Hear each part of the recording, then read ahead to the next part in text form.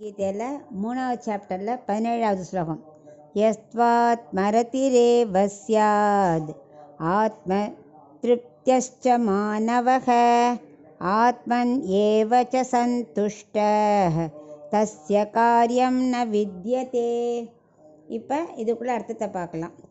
10வது ஸ்லோகத்துலேருந்து 16வது ஸ்லோகம் வரைக்கும் நாம் செய்ய வேண்டிய கர்மாக்கள் என்னென்ன எல்லாம் அவர் விவரமாக சொன்னார். இன்க்ளூடிங் நம்ம சக்கரத்தை ஒழுங்காக சுழல விடணும் சொன்னார் இல்லையா? எதுக்காக? ஆத்ம தரிசனம் கிடைக்கிறதுக்காக. அதுக்கு நம்ம முயற்சி பண்ணணும் அப்படின்னு 16ஆம் ஸ்லோகம் வரைக்கும் சொன்னார். 17 என்னென்னா, இந்த கைவல்யார்த்தி இருக்கா இல்லையா, நம்ம அதெல்லாம் ஐஸ்வர்யார்த்திகள்.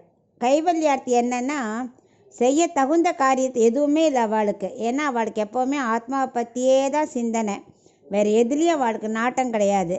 அதிலேயே ஈடுபட்டிருப்பா, ஆத்மாவிடத்துலையே திருப்தி அடைஞ்சிருவா, ஆத்மாவிலேயே மகிழ்ச்சி அடையிறா. அது 3 விஷயம். அதுலேயே சிந்தனை, அதுலேயே ஈடுபாடு, அதுலேயே திருப்தி, அதுலேயே மகிழ்ச்சி அடையிறான்.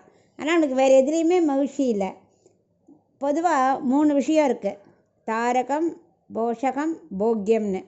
அதாவது தாரகம்னா உயிர் வாழறதுக்கு ரொம்ப முக்கியமானது. குடிக்க தண்ணீர் இல்லாமல் இருக்கவே முடியாது, அது முதல் இது. 2வது போஷகம், அதான் நம்ம உடம்பு வளரணும், சக்தி வேணும், புஷ்டி வேணும், அதுக்காக உணவு சாப்பிட்றோம்.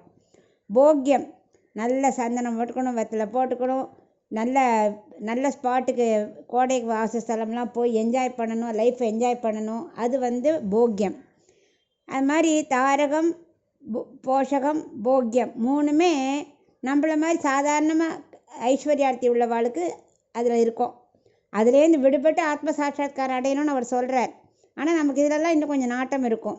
ஆனால் கைவல்யார்த்தி இருக்கா இல்லையா, அவளுக்கு ஆத்ம தர்ஷனம் அடைஞ்சவனுக்கு, கைவல்யார்த்தினா ஆத்ம தர்ஷனம் அடைஞ்சவனுக்கு இந்த 3மே அவனுக்கு ஆத்மாவில் மட்டுமே தான். எதுவுமே அவனுக்கு அவசியம் இல்லை.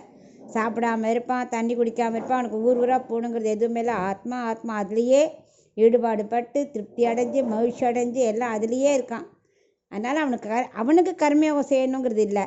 ஆனால் நம்ம அந்த நிலையை அடையலை இல்லையா அப்படின்னு அர்ஜுனன்ட்ட சொல்கிறான். அதனால் கர்மயோகம் ரொம்ப முக்கியம் அர்ஜுனா, நம்ம அந்த ஞான யோகத்துக்கு அது மாதிரி இதுக்கெலாம் போக முடியாது அப்படின்னு அவனுக்கு சொல்லின்னு இருக்க.